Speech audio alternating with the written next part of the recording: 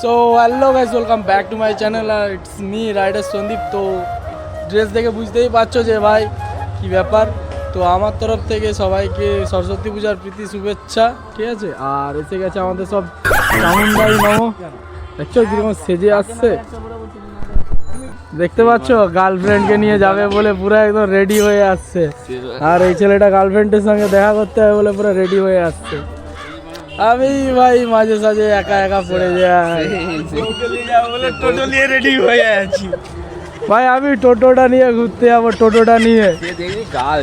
তো চলো, এখনো আমাদের পুষ্পাঞ্জলি হয়নি, তো আমরা সবাই তিনজন বেরিয়েছি পুষ্পাঞ্জলি দেবো বলে। তো চলো, ওখানে ভাইরা পূজা করছে, ওখানে যাবো এখন।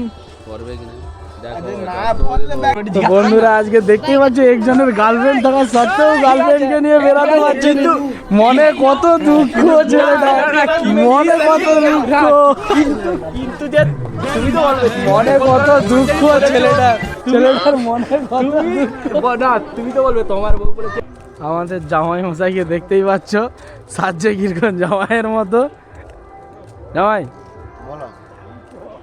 ভালোভাবে মুখটা দেখায় না, আলোর দিক থেকে দেখায়। কি হয়েছে এবারে সরস্বতী পূজাটা একা একা কাটালে হয়? যাও না না, আমার আছে, ঘরে আছে, যাও নিয়ে আসো। তো দেখ